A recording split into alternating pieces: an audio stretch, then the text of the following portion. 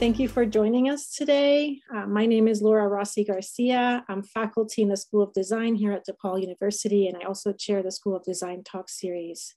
So thank you for joining us for our first winter quarter design talk with writer, educator, and designer Ruben Pater.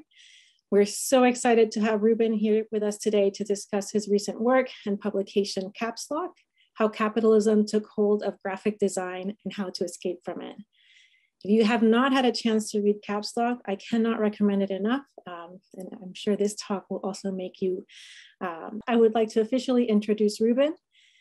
Based in Amsterdam, Ruben works between journalism and graphic design.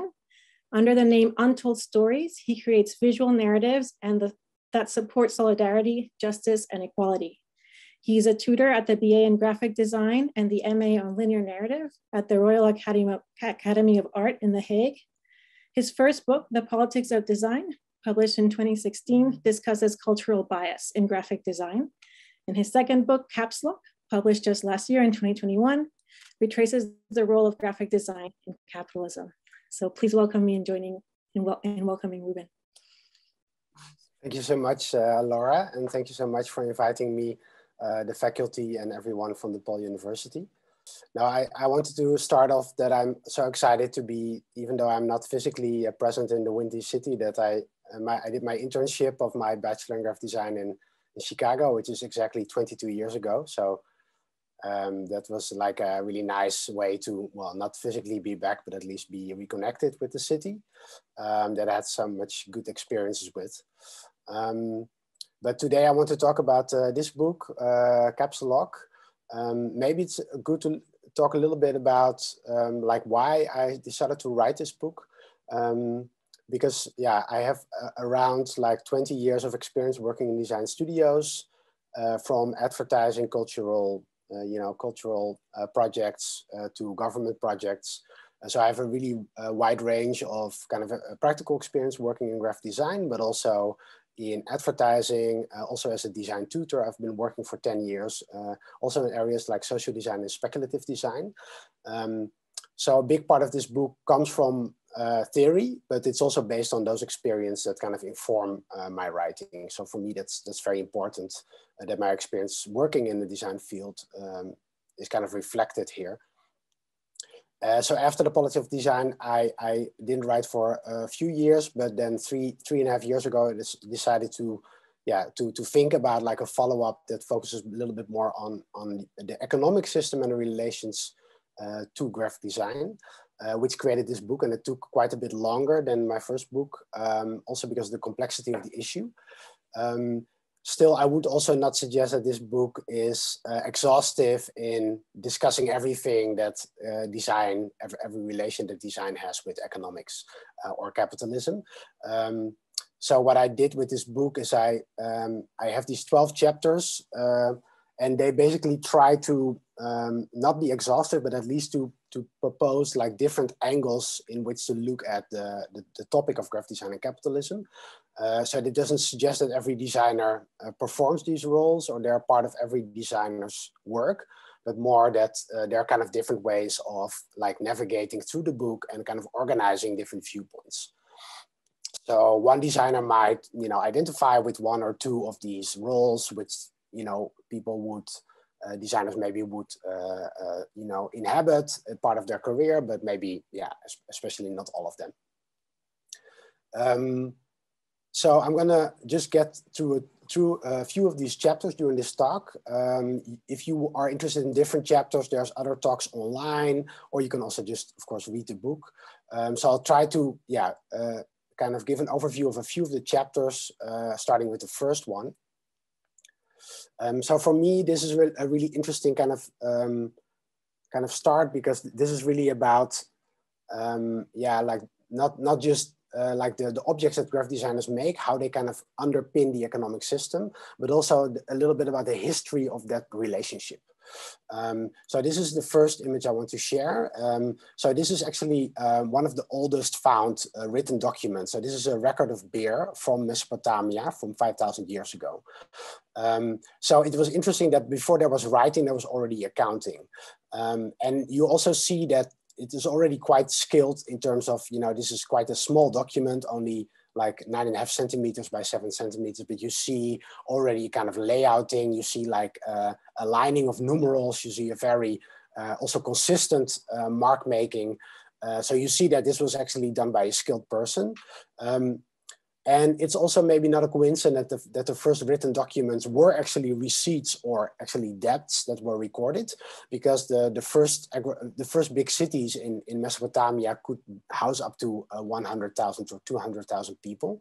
And of course, if you have an economic situation in a small community, then you can still rely on, I know this person, I know what I owe to this and that person. But once you, of course, are in a more complex society, this becomes more difficult, and you need like a form of trust. And this first kind of part about the role of the designer is really how designers create documents that put trust in the economic system. So this is, we jump a little bit ahead to 1666. So this is the first European banknote from Sweden.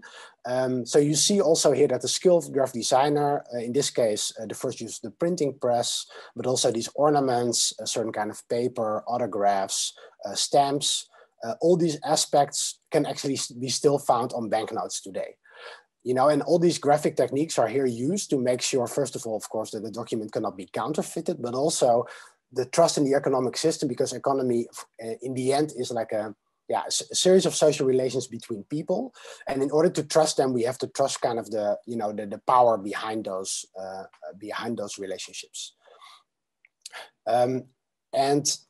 We see also that also today, for example, on the right, you see financial notations in a newspaper, for example, here about the stock market, which is actually not so different than on the left, which is the first kind of financial newspapers that came out of the first stock exchange. This one in Amsterdam, this is from 1636, where you see all the goods that were traded mostly through colonial trade that were actually listed, and you already see there's a kind of tabular formatting.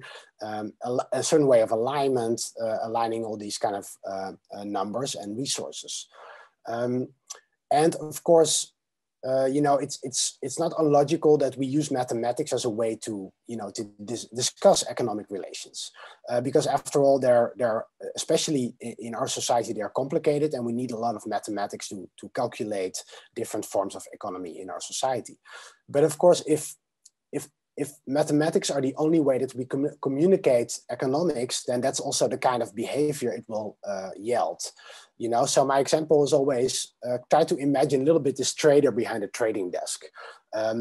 So basically, all day you're looking at all these numbers and all these infographics, like all this basically mathematical information, mathematical notation telling us all this information.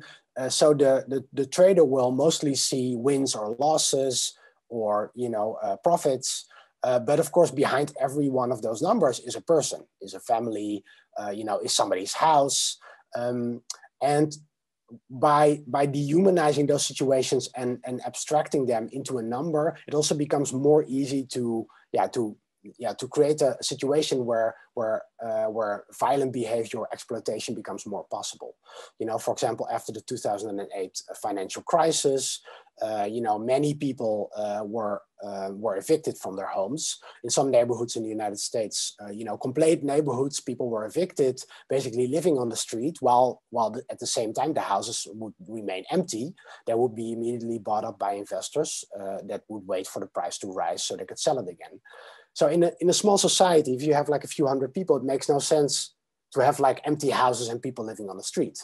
But in capitalist society, in this kind of system where everything is kind of computed through mathematics, this makes, of course, total sense. So that's a little bit of the example of how this notation, of course, we need it, but there's also like a downside to this kind of representation. So an example I really like, which is an interesting idea, how it can also be done differently, is this work from Gapminder in Sweden. They're an NGO that mostly deals with statistics, and they try to kind of reimagine a different kind of statistics that are a little, let's say, more socially engaged. So this is about incomes in the world. This website is called Dollar Street. But you don't only see the income of this family, you also see their house, you see how they cook, you see their dog, you see their car, and you realize it immediately becomes much more difficult to, yeah, for example, take violent decisions or take decisions that would kind of harm these people's situation. So the second chapter I want to talk about is the designer as brander, and just as the designer as scribe. So basically the first 3 chapters of the book all deal with the objects that graphic designers create. How do the objects that graphic designers create underpin economic systems, and also how are they used in capitalism and how do they function? So branding maybe is of course a little bit more familiar. For example, I've spent most of my design career working in branding, corporate identities, or extensions of corporate identities. I think comprises a lot of design work many of us do today, even UX design and and online platforms. And with branding, it's also, I think, the same. If we look a little bit at, before the Industrial Revolution, we see that you already had this kind of, of course, there were always brands, there were always markings, and the first kind of grocers, kind of the first type of supermarket already had branded products, but still many of the products were also unbranded. So if you would buy flour or beans or you would buy soap, it would be usually in unbranded forms. And of course, there's nothing wrong with somebody who makes a product to put like a brand or a marking on them that not only identifies the maker, but also distinguishes it from other products, right? But of course, now we see that, that this branding has completely overtaken kind of other roles of the designer. Branding has become kind of world on its own, where it actually resembles very little relation to even to production. For example, supermarkets only sell 2% regional products. I found that like a very startling statistic. And, this is kind of the promise of capitalism, that we have all this, this abundance of choice. But in fact, when you look at the products at the supermarket, they're actually owned by a handful of companies that dominate the international food market, but also have a really firm grip on agriculture and on supermarkets. And of course, they usually also even create products that compete within the same product group. Myself, I used to work at, for example, a factory that creates plastic bottles for detergent. And all the plastic bottles were the same, all the detergent was the same, but then on the final step in the production, different labels would be slapped on the bottles. It was the same detergent, but to create different brands that could communicate with one another or go to different supermarkets. So branding has become from something that has a very, functional and also very kind of direct relationship with the maker of a product. It has become kind of world on its own, up to the point now where branding has become a kind of religion even. And famously, for example, the CEO of Nike said in the 1990s that then they realized when they started to outsource the production to low-wage countries, as now is actually the reality of companies like Apple and Nike. They don't actually make products anymore legally, because legally they hire contractors that they buy the products from.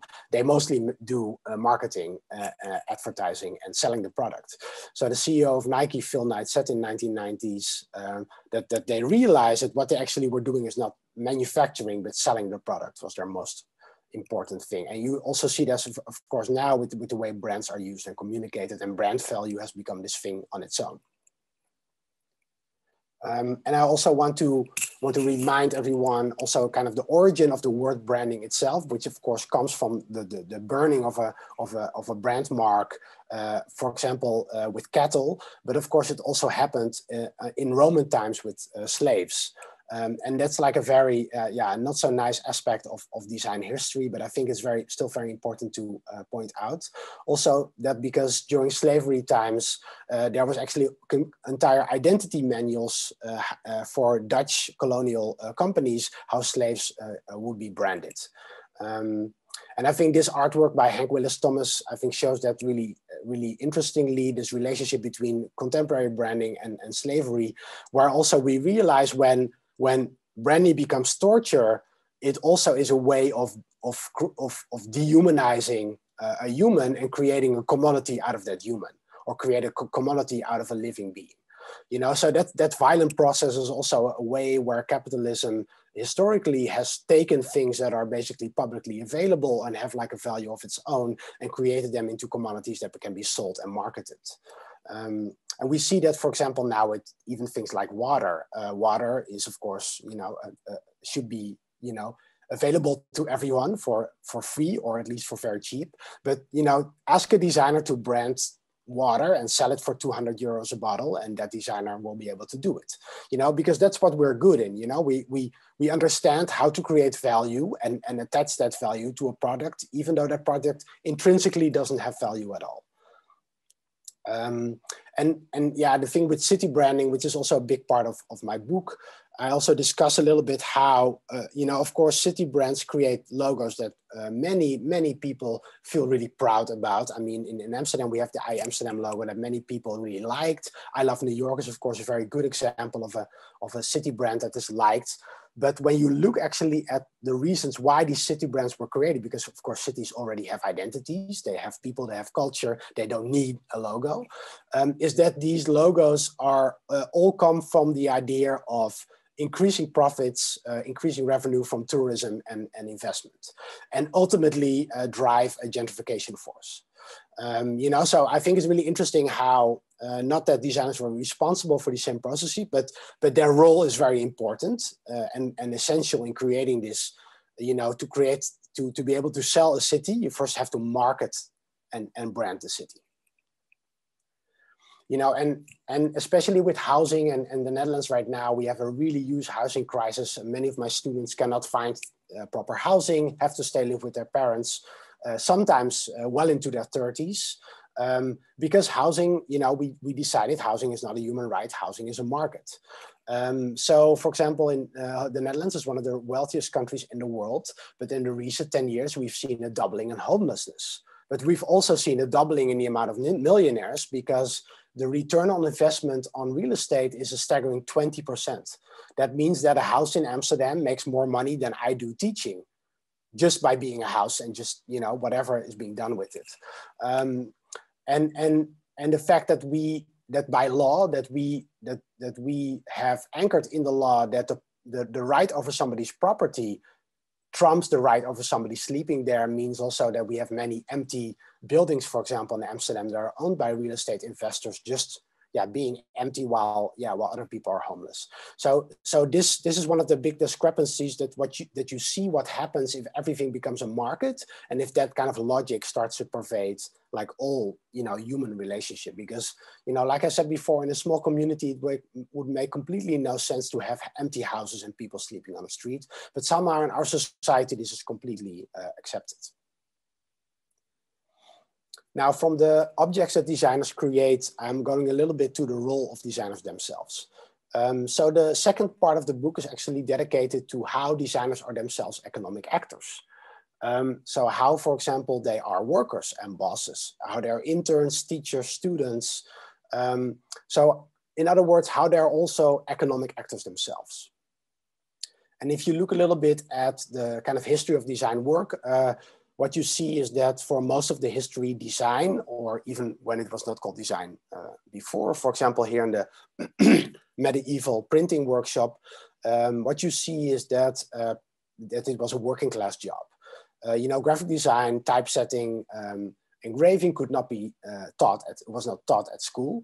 It could only be learned on a workshop floor, usually in a family environment where all of the things, both design, production, printing, engraving, typesetting were often done under the same roof. So there was a really clear relation with the work somebody was doing and the outcome of the product that was created using that work. Now this is kind of like like putting all of world history in 3 slides, but I think it's interesting what you see with the Industrial Revolution, of course, is the scaling up of machines, including printing machines, created a thing where these machines became noisy, but also it became more and more important to have like people that were skilled in creating the designs that were printed and the people who were actually operating the printing machines. So you see actually that the designers, and actually at that time mostly advertising workers, were actually the white collar workers that were in a different part of the factory. So there would be in another in another floor, let's say, while and would not be on the working floor anymore. So there was like a kind of horizontal or vertical removing from the designer to the production. And of course, today we see that that production often doesn't even happen, you know, in the same area, and often also not in the same country. You know, it's still actually cheaper for publishers in the Netherlands to print a book in China that is designed in the Netherlands and then read in the United States. You know, and in terms of CO2 emissions, and in terms of the cost of transportation, it makes absolutely no sense, because it's a lot easier to have a printing shop close by that you can visit and that you can meet, and it's a lot more pleasant. But of course, in the end, this is a profit margin idea. So, and this kind of disconnection from the production happens, I think, a little bit more in fashion design and product design, where almost all of the production is done in low-wage countries. There's also kind of like a different role of the design work itself, because if it's not related to physical production, there's basically no way to slow down, right? You cannot say I have to wait for the printer, because especially with digital production, you can produce anytime, any moment. You know, so at the moment where design becomes something that always has to be done as soon as possible, there's like a kind of different thing where you also create this kind of narrative where designers really become proud of working really hard. And of course, that also has to do with the fact that it's you know, a creative profession. People are really proud to be designers. They're very lucky to work in design. But it's also not very healthy if we tell ourselves that, you know, working harder is better. Especially because in my book, I show that some research has been done into it, and not enough has been done, but by the AIGA, but also in Italy, is that most graphic designers work more than 40 hours a week. 1 in 3 in Italy work more than one job. Many designers work late, and there's also many designers who are prone to things like depression and burnout. You know, because if your passion is what you do, then you basically have no reason to complain. And if production is not a factor in slowing down the design process, then there's basically you can basically never go fast enough. And that goes back into kind of Silicon Valley narrative. This is a small book that Ben Barry designed for Facebook, given to new employees, which says the quick shall inherit the earth. Fast is better than slow.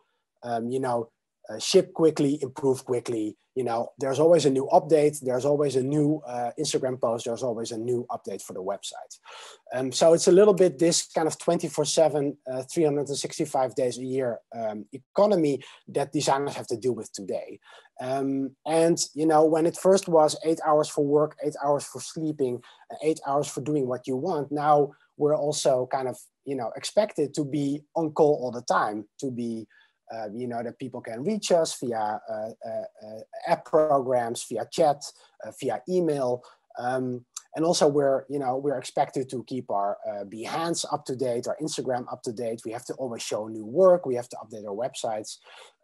So we really see that this has taken a toll, especially on young designers, is really taking a toll, because you can never work hard enough. So I think it's especially in this kind of treatment of the design work that we can really improve and create a relationship of care rather than of competition among each other. Because if we all start working harder and harder and harder, it will in the end not improve the situation for the majority of designers, right? And also, this idea of hard work is kind of sold to us from the ideology of the entrepreneur, that everybody can be successful, you know, and this is the famous story from Silicon Valley. You know, no matter what is your background, no matter where you come from, if you are smart, you know, and if you are a businessman, you can really be successful and become wealthy. But is that really the case, you know? Because if we look at the Fortune 500, and this is an amazing thing from the New York Times, where you see there's as many women CEOs in the Fortune 500 as there's men named John. You know, so if all the CEOs in the Fortune 500 are white men, I think that says more a little bit about privilege and kind of historic relationship of, who gets to be in this kind of position, who has access to kind of education and all these kind of aspects of design. What's also, I think, important to point out, and in that I'm really thankful for the See Red Women's Workshop. This is a feminist collective from the 1970s from the UK to lend them their work for my book, is they were already talking in the 1970s about how capitalism depends on domestic labor. And what do they mean by that? Is that they mean that if you are a designer, you work in an office and you get a paycheck, this is considered a job. But if you are somebody that works at home, cooking food, cleaning the house, taking care of children, making sure everything runs smoothly, that's not considered work. That's just considered, being a mother or staying at home dad. But without this kind of work, without the work of, feeding children, and cleaning the house, without this kind of work of also political organizing, community organizing, but also taking care of the sick and the elderly, so the society would collapse. Capitalism would not be possible if that work was needed to be paid. So that work, most of that work right now is still unpaid and also unvalued. You cannot put it on your resume. And I think this is really problematic because that's also still a very much gendered aspect of work itself. But that also kind of assumes that the only thing that we can call work is when it's being paid. And I think the pandemic has shown us that the kind of work that's being paid the most is not necessarily the work that is most important to society in terms of, its social impact. Famously in the Netherlands, it's teachers and nurses who are always complaining about not being paid enough. While in fact, professions like marketing consultant are really highly paid. So this discrepancy between work that has certain social impact and work that generates a certain kind of profit for a company is I think something that is a problem right now in the way we talk about work as well. Because where is all this hard work going to? So this is a very interesting graph. This is a famous one from the Economic Policy Institute that talks about the productivity and the typical workers' compensation. So this is an example from the US where you see that productivity, which is basically how much somebody produces every hour at their work, has gone parallel with how much they get paid per hour until kind of the late 1970s. And this is, of course, the moment of neoliberal capitalism under Ronald Reagan and Margaret Thatcher, when they started outsourcing a lot of manufacturing to low-wage countries, basically also making them able to break the power of unions, but also actively breaking the power of unions using police force and using all these kind of tactics. So unions had less bargaining power. A lot of factories were closed and moved to low-wage countries. And then you see actually that the compensation has kind of stagnated compared to the productivity. So we've been working harder and harder. We've been more and more productive. We've not been being paid more. And I think a really good way to illustrate this is that my parents' generation, it was actually possible with one person with a working class job. I know examples where somebody had an unskilled job, like being a mechanic. Actually, on that one salary with a stay-at-home mom, being able to afford like a house with a garden and being able to take care of 4 children and the family. This would be impossible today. Today, if you are want to live in Amsterdam, you want to buy a house, you need to be at least with 2 people with really high-paying jobs, which means not working in design or in education, for example. So this is already kind of an illustration of this discrepancy. So where did all this money go? Now, one of the things where we can see this is the rising inequality. So we see, for example, CEO to worker pay ratio has changed in 1965 from 20:1 to 321 today.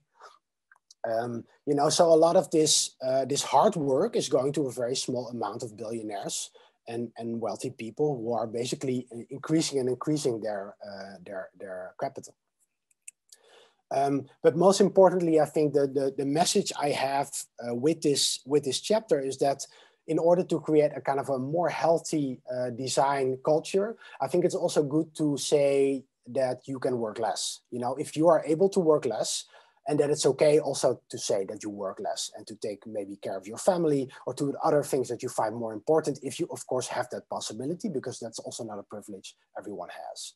You know, we spend more of our waking time with our colleagues than with our family, so why not spend it in a more enjoyable manner? So I think it should more be about the quality of work and the quality of the relations that we have with the people at work than how fast we work and how hard we work.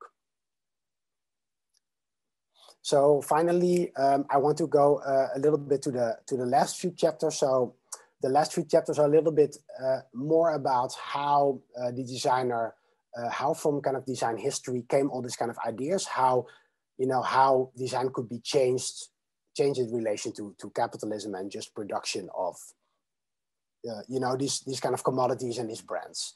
So one of the things in this book that I talk about is social design, speculative design, but also this idea of hacking. Because I think it's really important to understand now that while the 19th century was the age of coal and the 20th century was the age of oil, we have now the age of data, you know? And the way that this kind of electronic revolution started was, of course, sharing a lot of these resources. So this is the first Apple I in 1976 made by Steve Wozniak. And you see that he actually was so much relying on other people in the Homebrew Computer Club building this computer himself, you know, blueprints, sharing all these things, that he actually, when the computer was finished, was sharing all the blueprints with everyone, you know. So this was an open source computer. Everybody could, you know, basically rebuild it themselves. They could also buy it, but they could also build it. And of course, that's very different from the situation we have today. So even though a lot of these early computing technologies that our systems are based on today were open source and were based on open exchange of information and knowledge. Today, what we basically see is this kind of political economy of graphic design, where it's a handful of these huge companies that basically own all of the platforms where we publish our work or we find our work or the way that we communicate. You know, we need email, you know, we need all these kind of things to communicate with our clients and with our colleagues, but also the software we use like Adobe and all these kind of proprietary things. So we also realized that although it seems that we own our own laptop and we pay for our subscription of Creative Suite, actually we don't own any of it, because if people decide to close that link with that software, we have no access to it anymore. So actually we're very much reliant on these companies, and that doesn't make them necessarily only evil, but it's just because we are so reliant on those means of production, it's also very difficult to change the way we work. Because if the tools are already in a large way decided and the platforms are already in a large way decided, how can you kind of change this, change the situation? And it's also not that this is a completely new system, because a lot of the underground network internet cables, as you see here, the submarine cables of the internet, are actually owned by companies like Facebook and Google and Microsoft.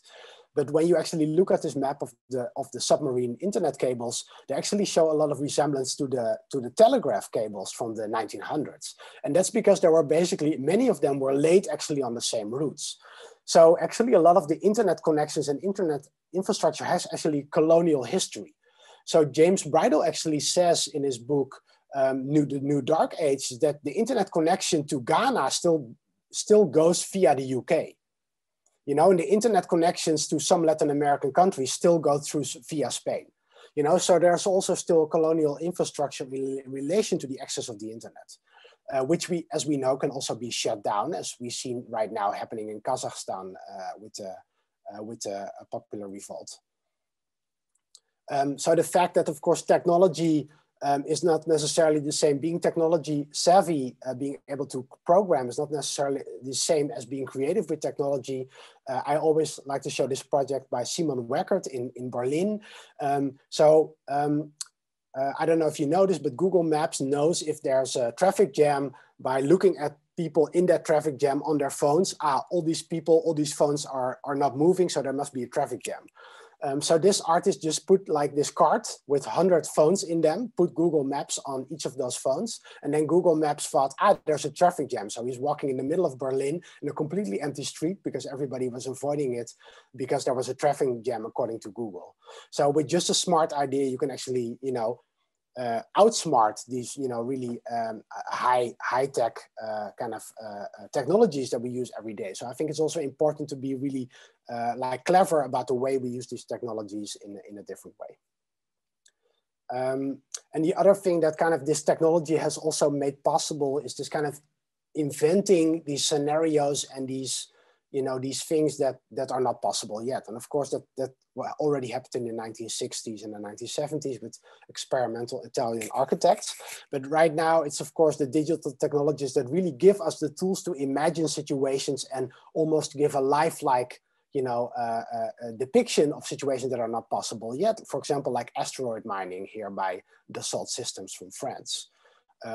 Or this blockchain banking engineer. This is a project by the advertising agency AKQA for the MISK World Forum.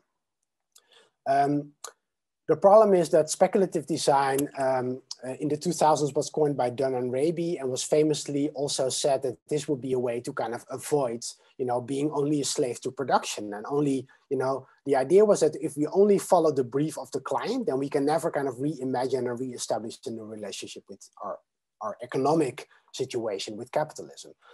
And that was, of course, an amazing idea, and that created a lot of amazing projects that mostly ended up in museums and galleries, but of course, slowly trickled down to many other companies. And right now, for example, this is from Shell Oil. They have their own speculative scenarios. This is, for example, from two speculative designers who made a project for Saudi Aramco, the biggest fossil fuel company in the world, imagining green futures, you know? So I think speculation and imagining different futures has always been part of creativity and has always been part of design. But when we are just creating, you know, like fantasies, so companies can appear to be greener or can be appear to be more ethical, and completely ignoring the current relationship with climate change and the current relationship with the climate crisis, I think this is a very tricky way to go. Especially because if we're just creating this kind of entertainment, this kind of end of the world entertainment, it's just nothing more than that, entertainment. So philosopher Mark Fisher famously wrote that anti-capitalist futures kind of perform our anti-capitalism for us. You know, they allow us to consume with impunity because the fantasy is that Western consumerism, far from being intrinsically implicated in systemic global inequalities, could itself solve them. All we have to do is buy the right products.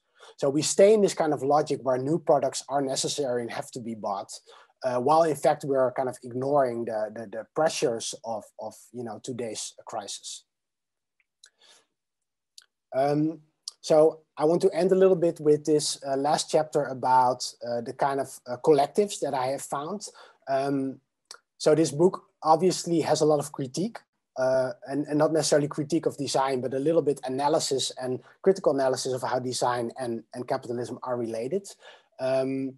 I choose not to end like this book with one grand statement, or it should be this kind of design, or this is how we should change, because I also realize I'm writing this from a Dutch perspective, also from my personal perspective, which is highly different than it is in Chicago, which is even different than it is on the other side of Amsterdam.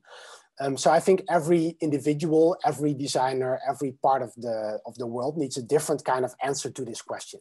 Maybe there needs to be many answers. So what I did instead is I interviewed 6 collectives that already try to practice more ethical, perhaps even anti-capitalist design in different ways, or try to challenge those kind of relationships in their own way in many different countries in the world. And yeah, their experiences, because they have been doing it for 10 or 15 years, are for me like a really like important guidance for what's possible, but not necessarily something that can be replicated everywhere in the world. So because I don't believe in this kind of idea of the model that can be like, yeah, just kind of copied from one place and put in the next, because I think that was one of the major issues with European modernism that was just kind of exported everywhere in the world, and often also violently implemented. So this is the kind of last chapter, the designer's activist also brings me a little bit about the reasons behind my personal motivations of writing this book. And that's also a little bit about the urgency, because it's not just that capitalism for me, you know, it's like a moral imperative to change, you know, for a more ethical future. It's also in the end, basically, you know, about the survival of humankind. You know, right now we see that 2,000 billionaires have more wealth than 60% of the world combined, and this is still growing. Inequality is still growing since the 1990s. 700 people go hungry on a regular basis, something that is also recently growing. So we're far from actually eradicating poverty in the current situation. But also the access to privilege is very unequal. 80% of the world has never flown in an airplane. I find that always a very enlightening statistic.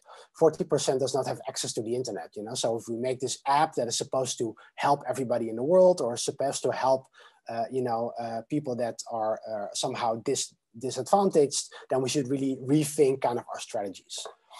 But most importantly, we are faced with a climate crisis where, even though this has been discussed since the 1970s, the CO2 emissions still show no sign of going down, you know, and we still want to go to zero net emissions by 2050.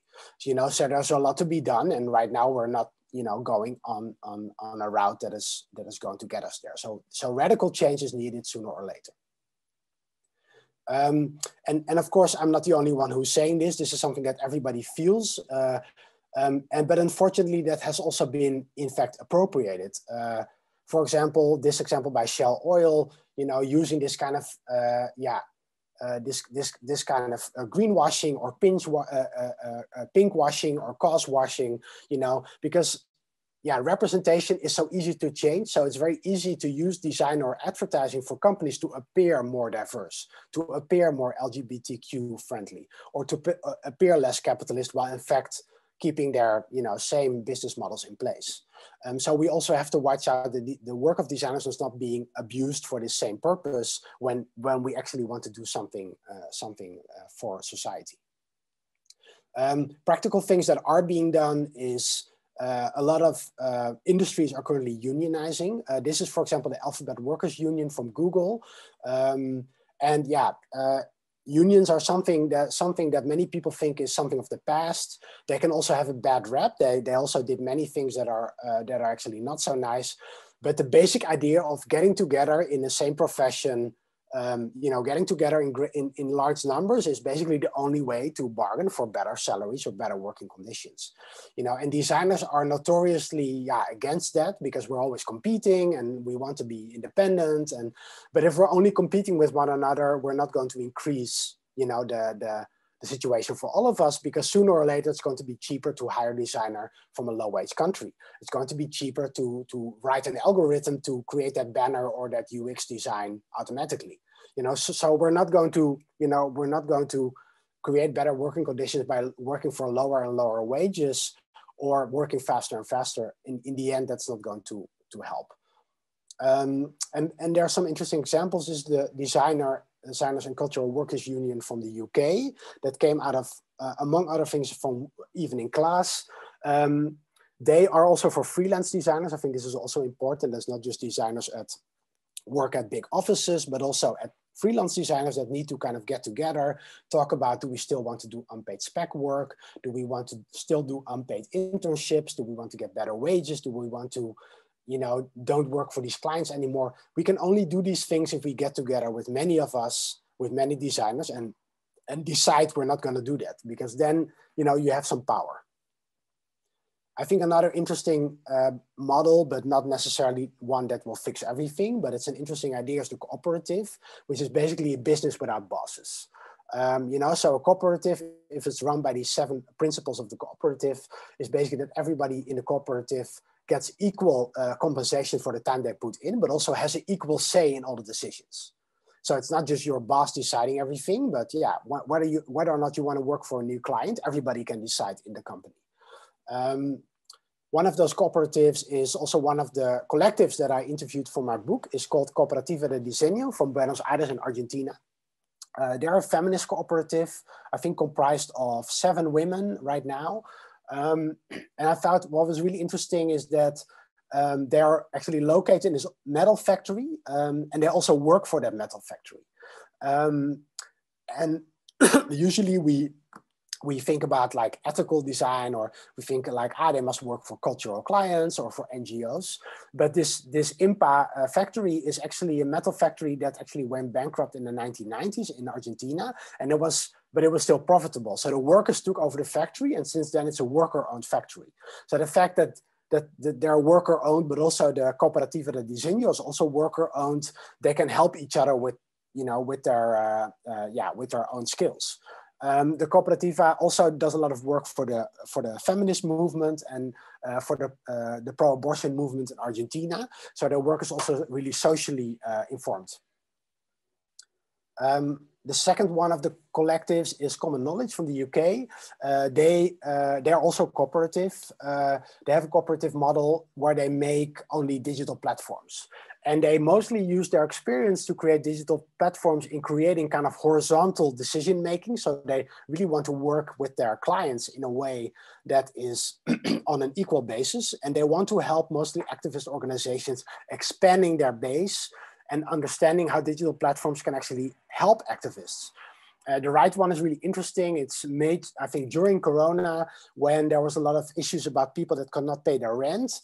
And yeah, it's very difficult to collect this data. So they ask people to share their experiences about their landlords and about their rent situation, which is a great way of actually collecting stories and then using them again to put pressure on certain institutions. Open source publishing is from Belgium. They are not a cooperative, but they are a collective that only works with open source tools. They don't use Adobe, they don't use proprietary software. They only use open source open source applications. But what's also really interesting is the way they work. They always also publish all their work with copyleft. That means that all their work can be downloaded from their website, their typefaces, but also their designs. And you can actually change them and use them again. So they really believe that culture is like a collective. We create culture collectively. I made a book, but I didn't invent books. I didn't invent typefaces, or I didn't invent paper. Of course, I'm using the creative work of many people that were before me, but also inside the work, I use the creative work of many other people. So they argue that work is always collective. You cannot make a book by yourself.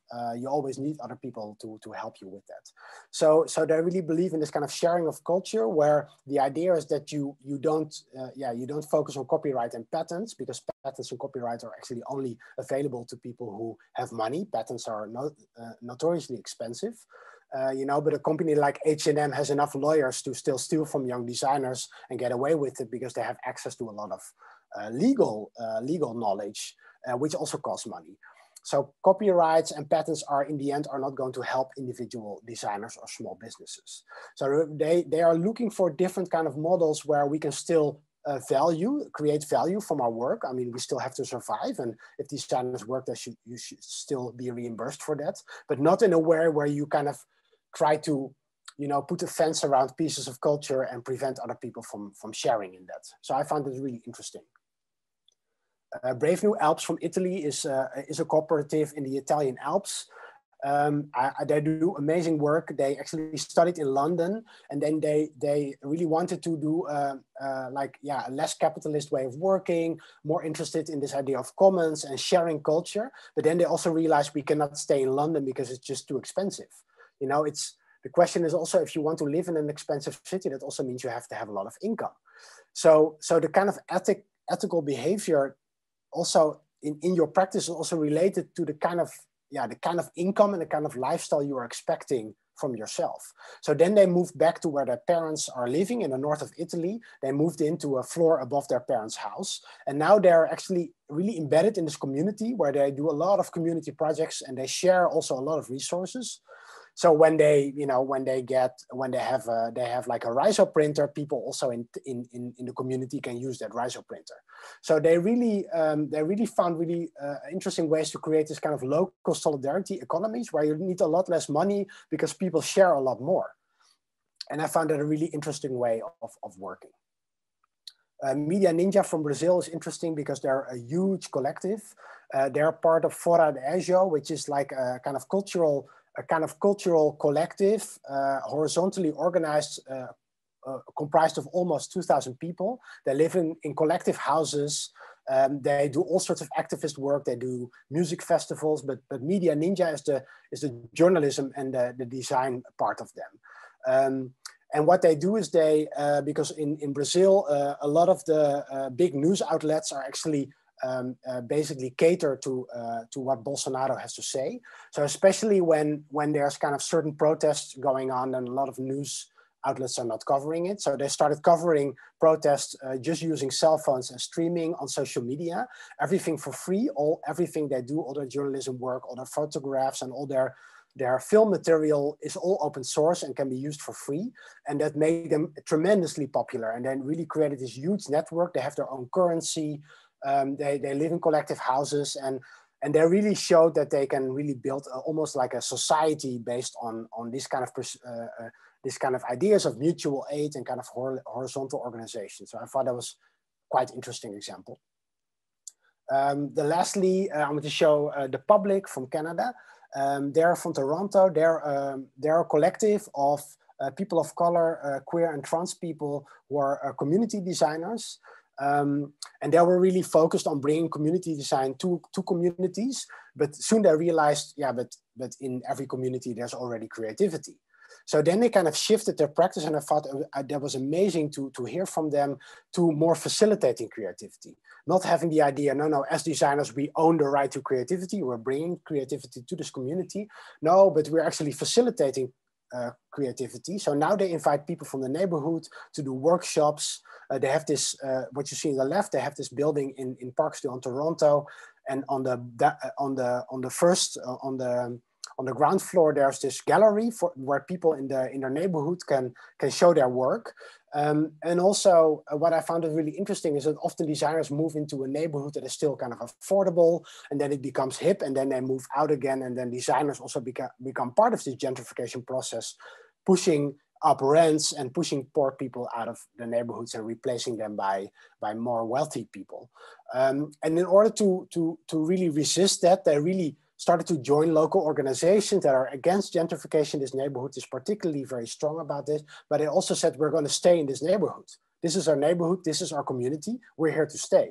And I think that also takes a lot of courage to not be like only focused on this kind of nomadic lifestyle that is sometimes propagated in design, this kind of idea of the global, the global designer, but to be really locally active and to establish like local relationship with people, with businesses, and that you really feel that the money you're spending and the people that you're hiring and the people that you work with are part of your life and are also part of the designer community that you're in.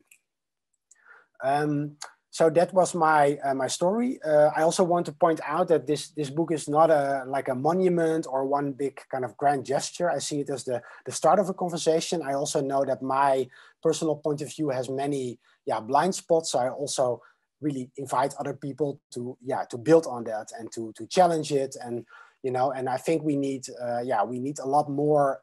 We need to have this conversation, and we need to keep continuing to have this. I think to improve the way that we as designers work and live together. Thank you.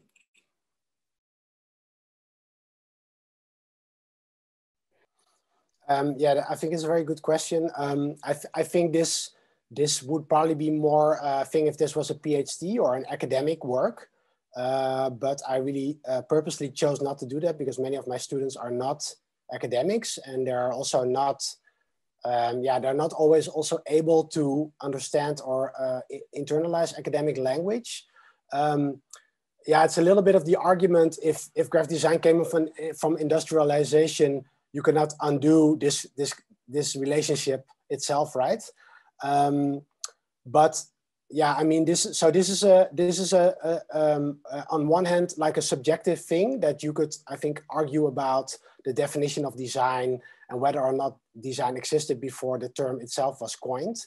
But of course, many design history books, including the one by Johanna Drucker, for example, one that I use a lot, actually starts with like the first kind of like visual communication artifacts that we have. Now you cannot claim that like a map or like an accounting is the ownership of graphic design and not the ownership of cartography or any other, let's say, discipline. But of course, my point is in the end is to kind of like try to undo a little bit this connection with industrialization, precisely because we have done it before. You know, so my idea was also a little bit, if we have practice design and design related activities before industrialization and before capitalism, there's also something interesting maybe to be learned from that moment before, or at least to because otherwise it becomes very difficult to kind of think outside of that field, and then we have to come up with like new terminologies. And I think that can also be a little bit slippery. What sometimes happens is that certain kinds of design are like seen as being outside of, you know, graphic design or commercial design. While if and my personal opinion is that that is actually mostly something that we can conceptually, you know, change. So for me, it's also a little bit about changing the conceptual framework about what we understand design is. And in my book, that mostly comes back in the chapter about amateur, where I talk a little bit about why is it that if you have a design degree from a school and that labels you officially as a designer, but in countries where no such education is available, that you still have visual communication, we don't see that as design. You know, so fundamentally for me, there's a problem, because then we can only discuss design in terms of its historic privilege. So in order to escape that or go beyond that, this is also a little bit why I try to do that in the book. I don't know, I hope that kind of answers your question. I think the answer to your question should be like an essay, so I have to think about it, but maybe for the purposes of this talk, this suffices. Yeah, of course, this question always comes up. And thank you also for sharing that. No, I mean, so right now, practically, I make most of my money from teaching. I mean, I have like a modest income, but this allows me to write a book, and also and I was really interested in working for think tanks and for this kind of like organizations. I would be really interested, but somehow it's very difficult to work with those, and also, yeah, notoriously NGOs have like many designers waiting to work for them for free or for very little compensation. So I'm very privileged in the sense that my teaching engagements give me the freedom to put all the time that I design, because most of the time I'm still working as a designer, to put those in activism. So working for Extinction Rebellion, working for the Anarchist Federation in the Netherlands, those are things that I'm really interested in right now, what I'm doing. This is also why I don't use my own practice as an example in my book. But I ask other people who actually, you know, have that issue that you're talking about.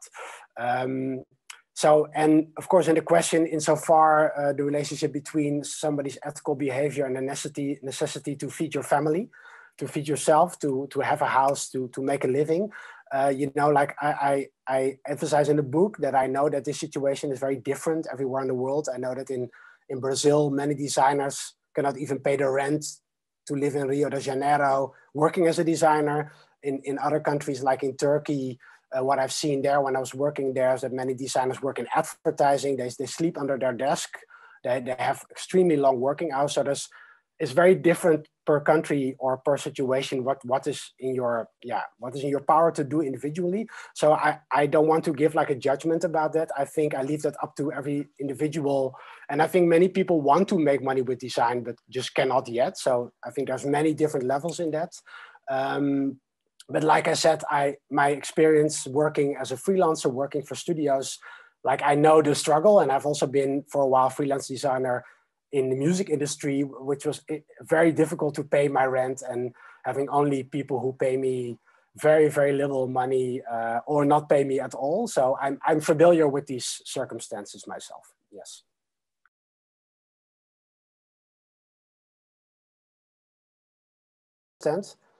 Actually, I don't really, I mean, I see this also, this argument, I see this also a lot. It's like the paradox in the question itself that also sometimes argued that makes kind of any claim to ethical design or a different kind of design useless because of, you know, the origin for that same question. But I see it a bit differently because for me, so the problem with work is, of course, one of the problems with work is that we work too much and we are not generous with each other in the terms of how we work. And, you know, the system would like us to work more and more and not separate work from life. But that being said, I see the last chapter more as like an embodiment of what can you do as a citizen, rather than only as a designer. And myself, I'm a designer. I'm writing for the experience of a designer. I cannot speak for somebody with a different background, right? So that's like my angle into the book through kind of a professional practice. But of course, in the end, if you talk about things like unpaid domestic labor, or like a more caring situation at the workplace, that of course goes for all kinds of work, right? So I found myself searching for ethical alternatives to design, actually not really talking about design at all in the end, right? So in the end, I mostly talk about the social relations, and what I myself learned mostly from the book, which something that I had never realized, is that because of this professionalization, because of this categorization, we have this kind of really narrow idea of what work is. Like, this is my work. I do good work. I do interesting work. I get paid well. And we kind of tend to be kind of less maybe willing to see other people's relationship to work. Or kind of, how can you imagine if we understand design work like liking to talk about logos, or liking to talk about different colors or typefaces, then we don't understand that work is first and foremost a social relation, right? Like, we do it because we like spending time with other people, doing things that we find important.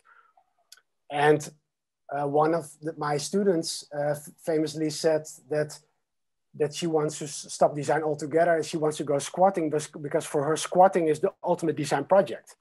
You take something that is vacant in capitalist society, that is like a kind of void, and you use as little resources as possible with many people as possible to create something out of that is valuable for other people. And so for me, the discussion whether or not that is design or not is like less relevant. For me, it's a bit more relevant for me personally, because that kind of liberates me from the idea that I can also see work as a different kind of social relationship. And that allows me a little bit to be more critical about all aspects of work, whether they're in design or other aspects of work.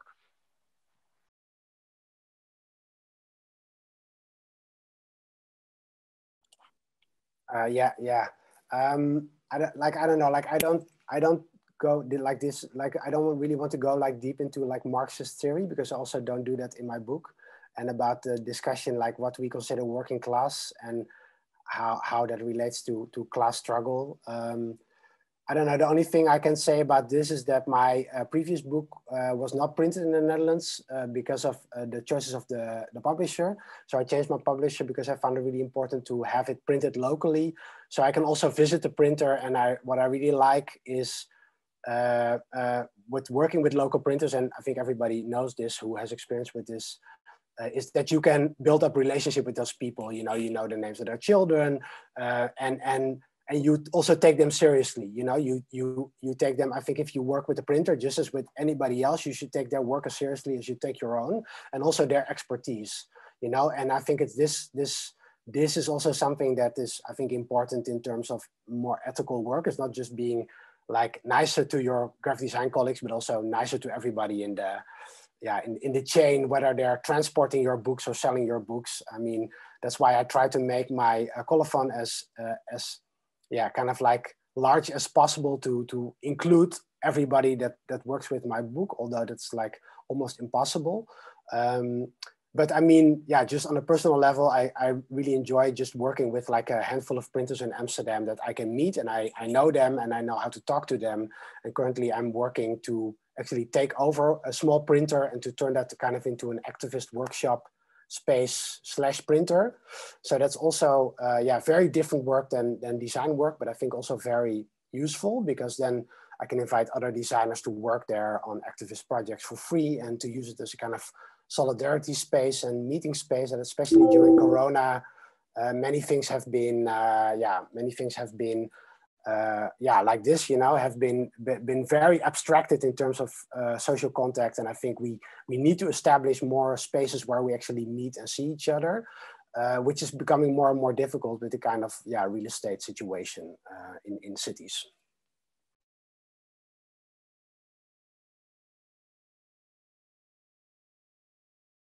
So I'm a design teacher, so I don't teach theory. The theory teachers, what they use, I cannot tell you because that's their responsibility. But at the master where I teach, yeah, definitely the theory teachers bring across everything from anthropology to philosophy.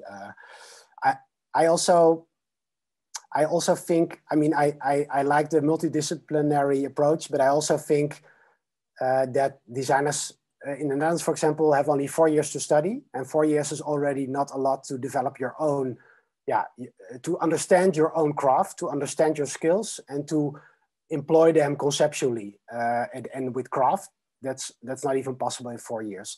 So I'm a little bit hesitant on telling students, design students, to also study this, or also study this, or also study this, and even also making their workload heavier rather than focusing a little bit on kind of the core of maybe what they want to do with that.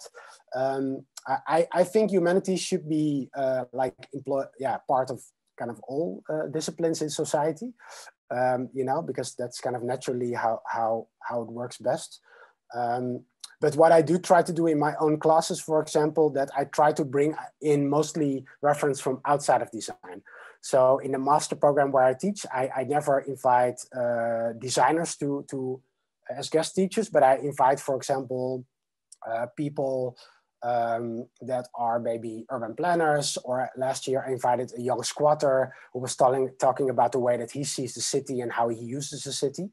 So to understand that creativity can be found everywhere in society, and also sometimes in a more resourceful and interesting way, because my master students are already designers. Yeah. Otherwise, it becomes like this almost cannibalistic relationship between you see a person and you have the idea you have to be that person, but you're already studying to be that person.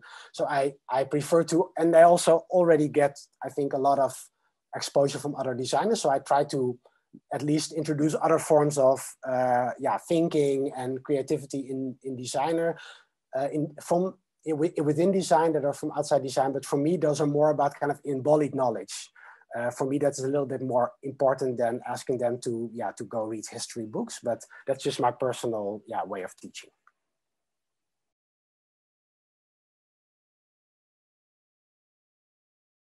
Yeah, I mean, I understand. I recognize the basic relationship between powerlessness, and of course, yeah, this has come back a few times also in the Q&A. The difficulty between, you know, we are trapped in a discipline that is a commercial discipline related to industrial production historically. So both education, infrastructures, institution, and the whole industrial practice is centered around that. While in fact we acknowledge that that is maybe not the way where it would create the best possible outcome for our species in, let's say, the near decades. But it's very difficult to go outside of that because we still find ourselves within those same constraints of that same structure, right? So yeah, those are kind of paradoxes that I cannot answer now for obvious reasons.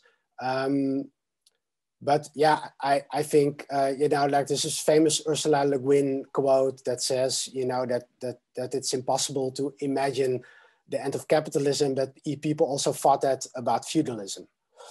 You know, and if you have especially when you are interested in history, you see actually that capitalism has not been around for that long also, you know. And I think the new book by David Graeber that came out, Dawn of Everything, David Graeber and David Wengrow, is really interesting because they show that in the Stone Age, even they show all these different kind of societies, you know. They show that many different political formations have been possible before and have been tried out before, everything from super horizontal to super hierarchical. So this idea that we are kind of like destined to be stuck in this system is also something that we just tell also ourselves. And I think we also just need, I think, the power of imagination, you know, and that's of course easier said than done, but I think it starts with that power of imagination. And I am very inspired by the young generation of squatters and kind of like left-wing radicals and anarchists in the Netherlands, many of them who are 15, 16 years old, having super radical ideas about ways to kind of imagine society that me, you know, coming from basically the 1990s, growing up with a kind of design that was taught where the only thing you could possibly produce was something commercial, you know? It was not even discussed that something other than that would be possible within the design community. And already we're having, I think, different discussions about this.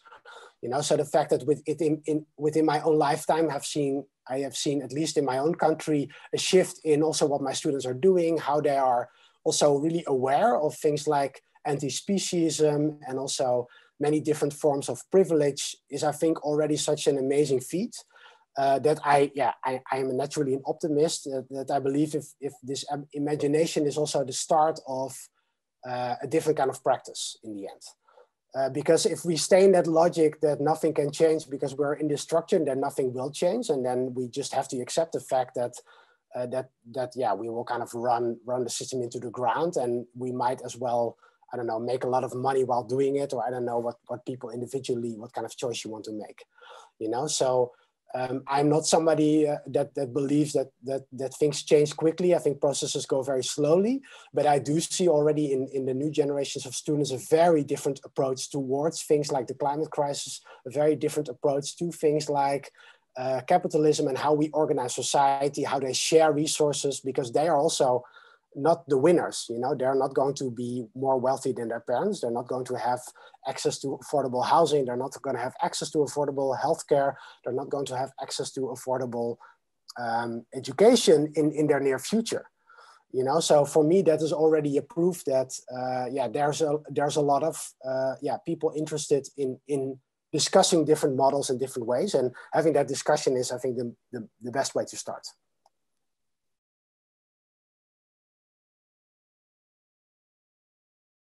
Yeah, I also want to avoid like vilifying certain structures or this or that. I mean, the whole point, of course, with a corporation is that it's owned by stockholders. So it's literally owned by people whose most important thing is what they want is they want a return on investment. So you pay some money to start a company and you want, of course, your money back and you want also a profit. So then the logic is that, you know, all decisions that are made have to serve that one purpose, which is create profit. But there's other forms of, you know, there's also corporations that use different forms of how they deal with that. So that's more like a basic economic theory than this is about what my book is about. My point a little bit about design is that, at least how I was taught graphic design, is that many when we talk, for example, about brands or identities, the identities and brands of corporations like IBM, American Airlines, you know, all these amazing logos from people like Paul Rand, Otto Eicher, Saul Bass, I think really comprises like the design canon that branding is taught from. And, you know, those are all large corporations, also corporations that mostly operate out of Western Europe or North America or the global North. So I think that point, if we are, I think now it's a bit different, but if we are a little bit more too much focused within like maybe design history and design teaching on what design was done for, you know, big corporations, then we basically, that becomes our definition of what design is.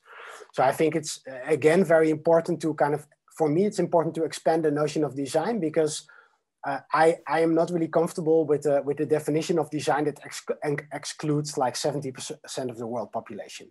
I don't think that is a very interesting type of design to be taught or to practice. You know, so that alone is already a good idea to expand a kind of definition of design, but most importantly, a canon of design. So what are examples? What are the books that we teach from? What are the designs that we applaud?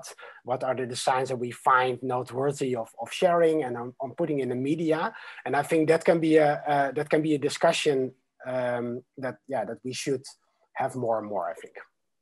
Thank you so much, Ruben, for such a great talk and for taking the time to answer questions. It was really great having you today. And thank you everyone for joining us this afternoon, evening. I know there are probably many time zones involved. It was great to have everyone here. Please follow us on Eventbrite if you'd like to register for upcoming events. And I'd like to do one round of applause for Ruben.